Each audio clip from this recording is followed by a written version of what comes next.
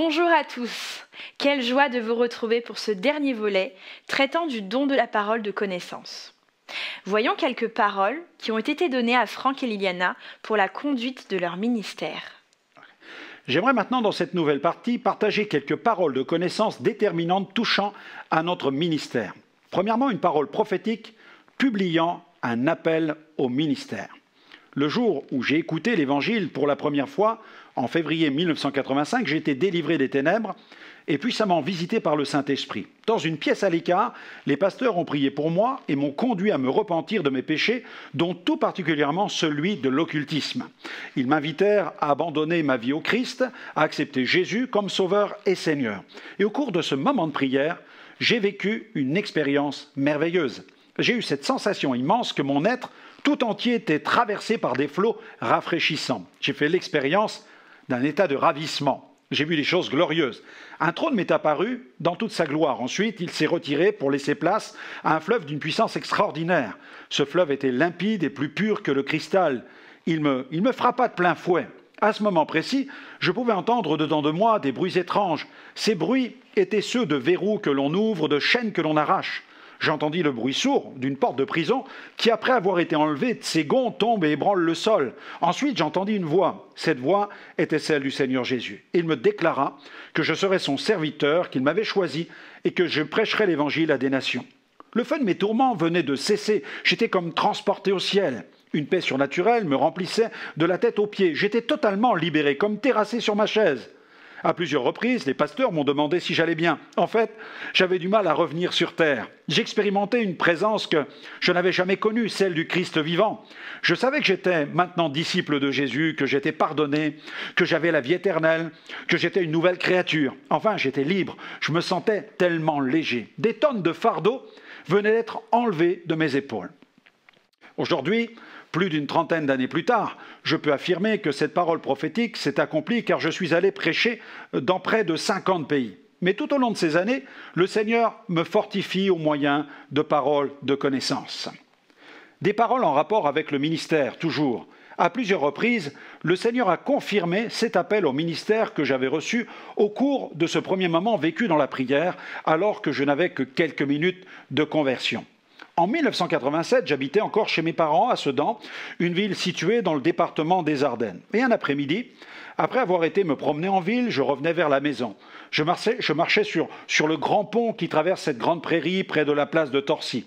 Tout en marchant, mon attention fut retenue par un grand chapiteau qui se trouvait au milieu d'un camp de gitans. De loin, je pouvais lire cette inscription qui figurait sur une large pancarte suspendue juste au-dessus de l'entrée de la tente « Mission, vie et lumière ».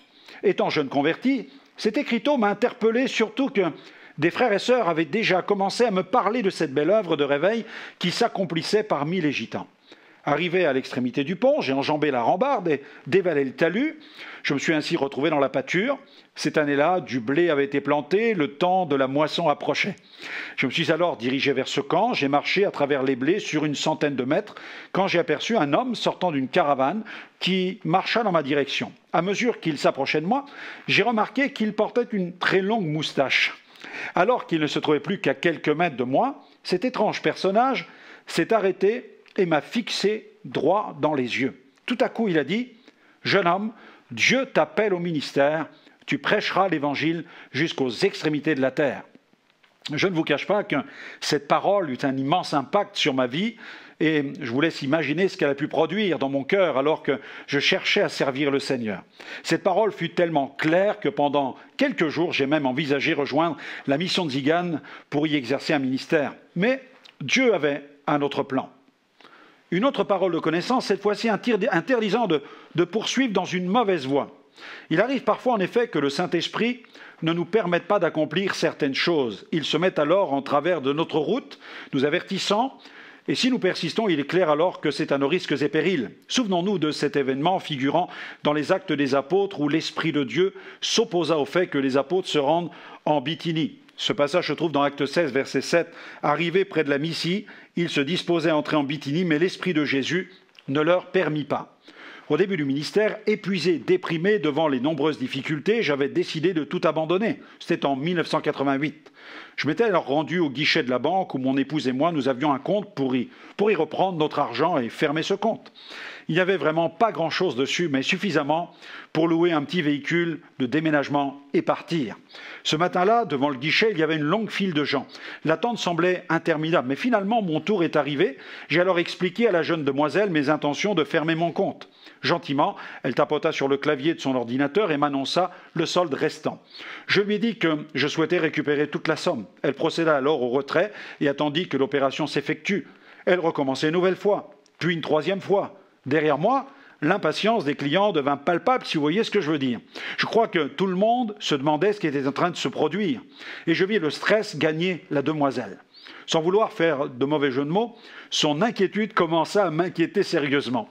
Et puis, elle se mit à frapper l'écran de l'ordinateur. Maintenant, j'étais inquiet. Je devais louer le véhicule au plus vite et quitter la ville dans les plus brefs délais. Je voulais tout plaquer, quand soudain, elle se mit à me regarder fixement et avec dépit, elle me dit « Monsieur Alexandre, je suis désolé, mais ça ne veut pas marcher. J'ai servi de nombreuses personnes avant vous et je n'ai eu aucun problème. Là, je ne comprends pas ce qui se passe. » Plutôt énervé, j'ai commencé à hausser le ton en lui expliquant que la mission d'une banque consistait bien entendu à protéger l'argent que lui confiaient ses clients, mais qu'elle se devait aussi de leur rendre cet argent à tout moment. Visiblement gênée, les joues toutes rouges, sous les yeux de tous les autres clients, elle me regarda fixement une seconde fois, son visage devint tout blême et elle me dit alors « Monsieur Alexandre, il y a peut-être une raison à tout cela.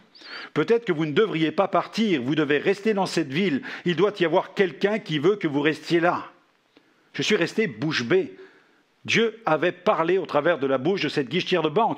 Je n'avais encore jamais vécu un tel phénomène. Le client suivant s'est avancé, pour lui, tout fonctionnait.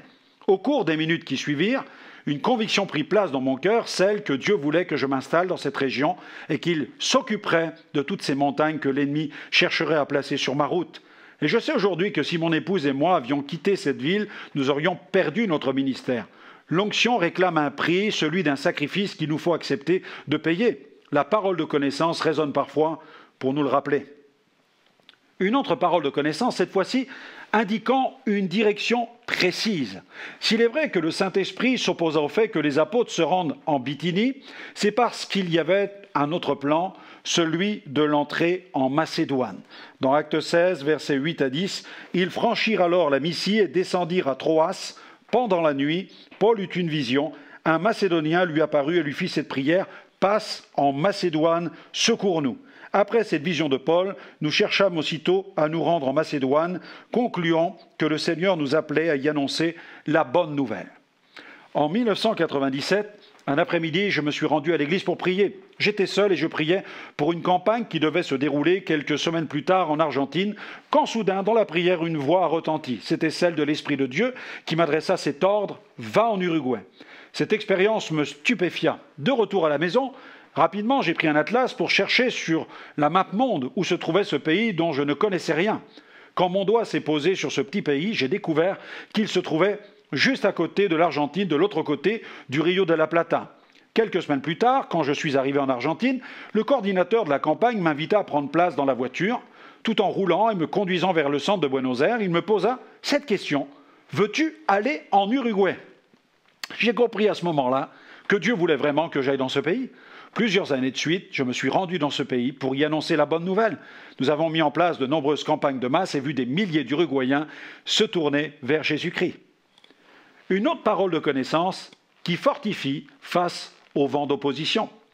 Lorsque Liliana et moi avons commencé à répondre à cette vision qui nous dirigeait vers certains pays pour y tenir des campagnes de masse, des vents d'opposition n'ont pas tardé à se lever pour nous décourager de poursuivre dans cette voie. Sur le moment, ça n'est jamais agréable, mais avec le recul, je comprends qu'il est difficile pour ceux qui n'ont pas reçu un appel d'une telle nature de comprendre pourquoi quelqu'un se lève tout à coup, boucle ses valises pour aller prêcher sur les 5 continents à de grandes foules. Cela peut laisser paraître une certaine arrogance ou une forme d'orgueil. Mais comment faire? Obéir ou résister à l'Esprit Saint, rentrer dans le rang et s'éteindre spirituellement? Je me souviens de cette période très sensible où le Seigneur, dans sa grâce, nous fortifia par la bouche de 2 prophètes, et ce, à 4 mois d'intervalle. La première parole de connaissance m'a été communiquée en Sicile, dans un petit village, Palma di Montechiaro. C'était au mois d'août 97, et nous nous sommes rendus au culte. Nous étions là, incognito, dans cette communauté de 150 personnes. Personne ne nous connaissait, nous étions sûrs d'être tranquilles, ou presque. Nous nous étions assis au dernier rang, prêts à partir au moment du dernier Amen. Le pasteur fit l'introduction du culte et fit la présentation d'un invité spécial, un ministère exerçant un ministère prophétique. Cette présentation suscita tout à coup chez moi une certaine curiosité. L'homme s'approcha du pupitre et adressa à l'auditoire quelques paroles de politesse, quand tout à coup son regard se tourna dans ma direction. Il s'arrêta et tendit son doigt vers moi. Il s'adressa à Liliana, lui disant « Traduis à ton mari ». Cette parole suffit à me convaincre que j'avais affaire à un véritable ministère de prophète. Ce matin-là, je comprenais tout ce qui était dit du pupitre à 80%. Liliana n'avait pas besoin de me traduire, mais quand il déclara « Traduis à ton mari », je sus que cela venait de l'esprit, car il ne pouvait pas savoir que je ne maîtrisais pas la langue italienne. En écoutant toutes les paroles qui sortirent de sa bouche, j'étais tellement stupéfait. Il décrivait avec une telle exactitude, avec force et détail, la situation dans laquelle je me trouvais. Il ne nous avait jamais rencontrés. Le pasteur de l'Assemblée ne connaissait rien de nous non plus. Nous étions simplement des touristes de passage. Et son message confirmait avec la plus grande force cet appel à proclamer l'Évangile parmi les nations. Quelle consolation et quelle assurance après une telle parole. 4 mois plus tard, je me trouvais en Argentine, dans la ville de Rosario, pour toute une série de réunions où je prêchais l'Évangile. Et à la fin de la réunion, j'apprenais que l'évangéliste Carlos Anacondia tenait une campagne dans un quartier de la ville, et le pasteur me proposa d'aller le saluer. Arrivé sur la grande place où se déroulait la campagne, nous nous sommes trouvés face à une foule de plusieurs milliers de personnes qui célébraient le Seigneur avec des chants empreints d'une profonde ferveur. Alors que je me trouvais sur le côté droit de cette grande place avec 2 membres de mon équipe, mon coordinateur et mon interprète, tout à coup, une femme se dirigea rapidement vers moi, mit sa main sur ma tête et se mit à prophétiser. Nous étions là incognito, personne ne nous connaissait. Mon interprète se mit immédiatement à traduire ce que cette femme proclamait avec force. Je sombrais dans un état de sidération quand je réalisais que tout ce qu'elle avait dit, mot pour mot, correspondait à tout ce que l'autre prophète avait déclaré quelques mois auparavant en Italie. Lorsque la prophétesse s'arrêta, elle prit immédiatement la fuite et disparut dans la foule. Ces 2 paroles de connaissance contribuèrent à faire jaillir chez moi le don de foi. Une parole de connaissance, cette fois-ci, qui apporte la consolation. Le témoignage qui suit nous a été transmis par Lydie Briffaut, qui a été le témoin d'une scène au cours de laquelle Liliana, mon épouse, reçut une parole de connaissance. C'était en 1997. En 1997, mon pasteur annonça à l'Église qu'une campagne d'évangélisation allait être organisée dans la ville de Cambrai. Il demanda à la mairie l'autorisation pour la mise en place d'un grand chapiteau sur un parking du centre-ville. La demande fut acceptée. J'avais 15 ans à cette époque. L'orateur qui devait venir pour cette campagne était Franck Alexandre. Il était déjà venu dans notre église, mais cette fois-ci, il était venu avec son épouse Liliana.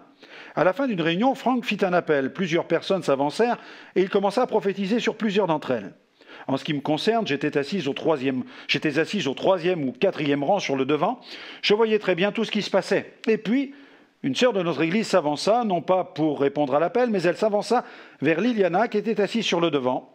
Et elle commença à prophétiser sur elle. Je m'en souviens encore, car cette prophétie me bouleversa. Elle disait « Liliana, Dieu te connaît et il voit ta souffrance. Il t'aime et il veut te dire que même si ton mari Franck fait de belles choses pour mon service, toi, Liliana, tu en feras encore de plus grandes.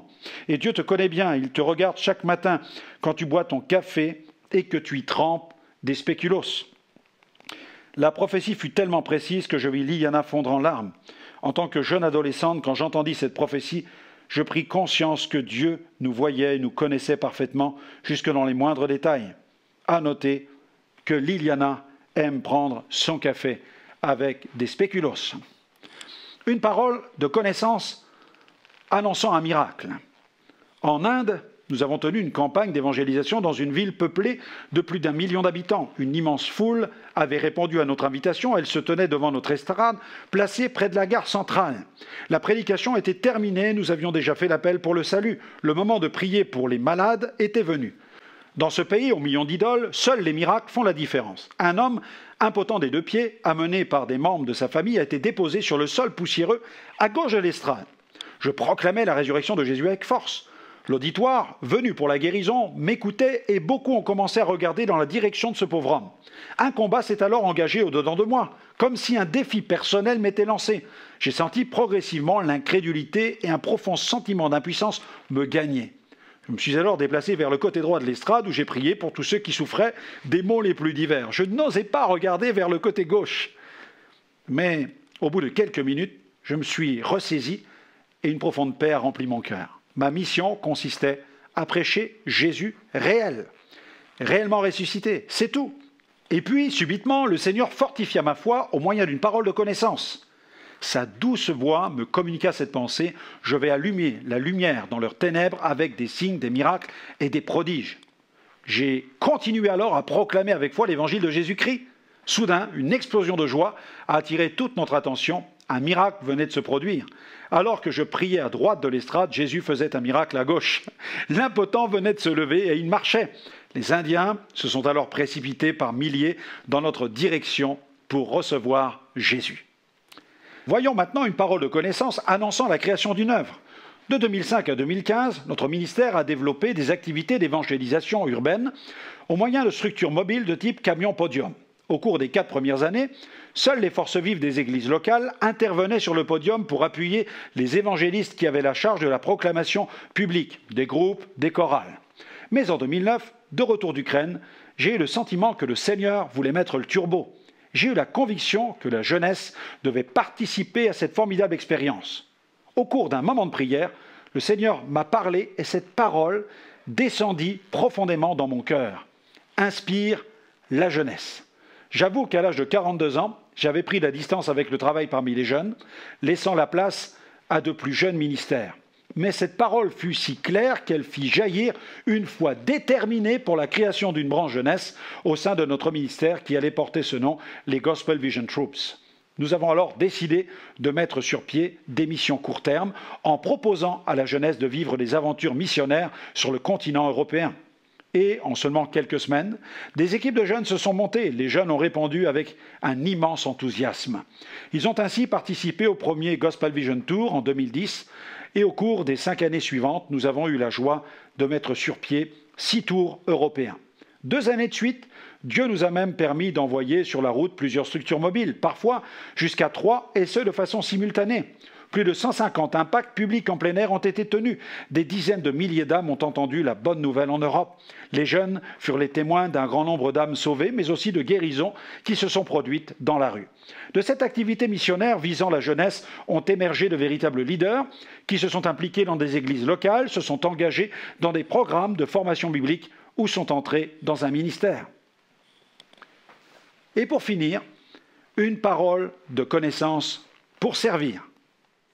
Dans Habacuc, au chapitre 2 et au verset 3, nous pouvons lire « Car c'est une prophétie dont le temps est déjà fixé.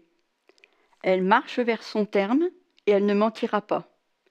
Si elle tarde, attends-la. Car elle s'accomplira certainement. » Et c'est ce qui s'est passé pour moi. Le 6 janvier 2003, alors que je venais de réussir un concours pour devenir adjoint des cadres à l'hôpital de Troyes, j'ai reçu une première parole de connaissance.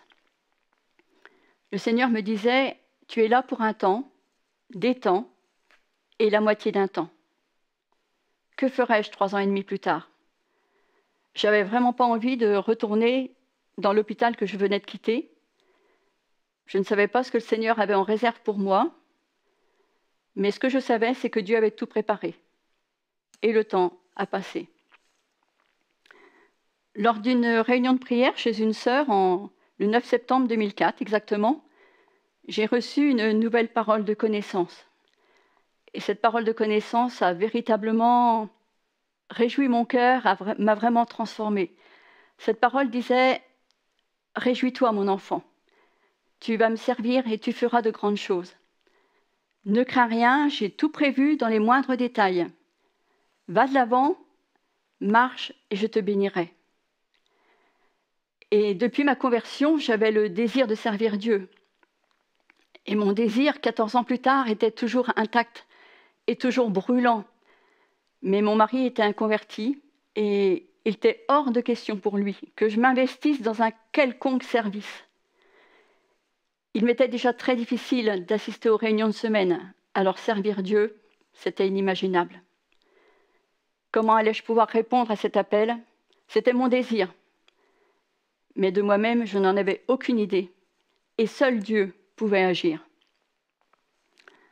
En 2005, le 17 avril, lors d'un culte à Sainte-Savine, un frère qui était de passage a donné une prophétie, une parole de connaissance également, qui allait, pour moi, me donner la force de patienter. Cela faisait 7 mois que j'avais reçu ces paroles et j'étais impatiente de servir Dieu, mais je ne voyais aucun changement dans ma vie. Et ce matin-là, j'ai vraiment pris conscience que Dieu était là, que Dieu conduisait toutes choses. Le Seigneur me disait, tu marches dans le brouillard, mais je vais te montrer à travers ce brouillard ce que j'ai prévu pour toi. Et j'ai prévu bien au-delà de ce que tu peux imaginer. Mon temps n'est pas ton temps, sois patiente. Ok, je devais encore patienter, mais combien de temps? Quel était ce plan de Dieu pour ma vie que je ne pouvais imaginer? Tant de questions qui sont restées sans réponse. Et puis, Dieu est intervenu d'une façon tout à fait inattendue. En 2005, en novembre, après 6 semaines de maladie, mon mari devait décéder d'un cancer généralisé. Et toujours dans la confiance, j'ai seulement dit au Seigneur le matin du décès, je me souviens, je rentrais de l'hôpital en voiture et j'ai dit au Seigneur, je ne sais pas pourquoi tu permets cela, mais à travers cette épreuve, je veux simplement voir ta gloire. Et à cet instant T de la souffrance, j'avais complètement oublié toutes les paroles que j'avais reçues précédemment. Et puis le temps a passé et en janvier 2006, j'ai reçu une profonde conviction dans mon cœur que j'allais quitter l'hôpital. Que mon temps était peut-être effectivement arrivé. Que j'allais peut-être trouver ce chemin que le Seigneur avait programmé pour moi. Et en février, j'ai commencé à avoir des songes. Je me voyais entrer dans une pièce remplie de livres et j'ai commencé à imaginer travailler dans une librairie. Alors j'ai regardé tous les sites, la CLC, c'est ici, tous les sites que je pouvais trouver en ligne, chrétiens bien entendu, et les offres d'emploi. Mais sur mon cœur, il n'y avait pas de véritable conviction. Ce n'était pas le plan que Dieu avait pour moi. Par contre, à chaque fois que je prenais un temps à part pour prier, j'étais conduite à prier pour Franck Alexandre. Je connaissais Franck pour m'être convertie alors qu'il était pasteur sur Romilly-sur-Seine, mais je ne connaissais rien de son parcours ou rien de son ministère. Et puis est arrivé le mois de juin, et un soir, je lisais un livre que Franck m'avait envoyé lors du décès de mon mari, et j'ai découvert une faute d'orthographe. Et une pensée m'est traversé l'esprit, et si tu corrigeais des fautes dans les livres? Et là, tout comme Sarah, je me suis mis à rire et je me dis, Seigneur, où veux-tu que j'aille corriger des fautes dans les livres? J'ai posé mon livre sur la table de chevet et je me suis endormie. Et 3 jours plus tard, je dirais comme par hasard, j'ai reçu un mail de Franck qui m'invitait à venir déjeuner à leur base missionnaire à Saint-Julien-les-Villas. Je n'avais aucune idée d'où se trouvait cette ville. Mais j'ai répondu à cette invitation. Et alors que nous étions en train de déjeuner et que je leur racontais un petit peu ce parcours spirituel sans rentrer dans les détails des paroles reçues, j'ai vu leur visage s'illuminer, j'ai vu Liliana avoir un grand sourire et moi j'étais là, je ne comprenais rien du tout. Et puis Franck m'a invité à me lever et à le suivre dans une des pièces de cette maison. Et nous avons traversé cette maison et Franck a ouvert une porte. Et là, je me suis trouvée dans une pièce recouverte de livres. Et Franck me dit, j'ai besoin de quelqu'un pour corriger mes fautes. Ah là là, je ne peux pas vous dire comment mon cœur était rempli de joie. J'avais cette confirmation de mon appel à servir Dieu. C'est là que Dieu me voulait. Il n'y avait aucune hésitation à avoir, mot pour mot. C'était tellement évident. Mot pour mot, Dieu confirmait son appel. Alors l'après-midi même, je suis allée à la direction des ressources humaines de l'hôpital et je leur ai dit que je voulais démissionner. Et je suis partie de l'hôpital de Troyes, 3 ans et demi, juste après la première parole de connaissance. Dieu avait tout conduit comme il le souhaitait. Son timing était précis. Et depuis, je sers aux côtés de Franck et Liliana. J'ai servi la première année comme bénévole, puis j'ai été salariée. Dieu m'a fait cette grâce, et Dieu me fait cette grâce de le servir encore aujourd'hui à leur côté. Et c'est vraiment un bonheur complet que Dieu m'a donné. Et ce que je peux vous dire, c'est que quelques mois plus tard, Franck et Liliana m'ont avoué que de leur côté aussi, ils avaient reçu mon prénom. Au départ, ils se disaient que c'était impossible parce que je travaillais à l'hôpital, que j'avais un travail et que je n'allais pas quitter la fonction publique pour être bénévole à leur côté. Et pourtant, c'est ce que Dieu avait prévu. Et Dieu a permis que je sois bénévole la première année, que je sois salariée ensuite. Et voilà, c'est vraiment une véritable grâce. Et c'est vrai que lorsque Dieu nous donne une parole, on la voit toujours s'accomplir dans nos vies. Alors si vous avez reçu une parole du Seigneur, si vous avez reçu une promesse, eh bien serrez-la profondément dans votre cœur, sachant qu'elle s'accomplira toujours. Parce que Dieu n'est pas un homme pour mentir, il est Dieu. Merci pour tous ces témoignages qui glorifient Dieu. Merci Franck pour cet excellent enseignement sur le don de la parole de connaissance. Nous espérons que cet éclairage va produire des fruits dans votre vie spirituelle et nous vous donnons rendez-vous pour une prochaine étude sur un autre don spirituel. À très bientôt et que Dieu vous bénisse. La Bible nous invite à aspirer aux dons spirituels et à les exercer. Dans une série de livres, Franck Alexandre, au travers du vécu de son ministère et de la connaissance de la parole, nous invite à les découvrir. N'attendez plus. Prenez connaissance des conditions nécessaires qui vous permettront d'évoluer dans l'univers des dons spirituels. Et retrouvez ces livres sur notre site www.gospelvision-international.com.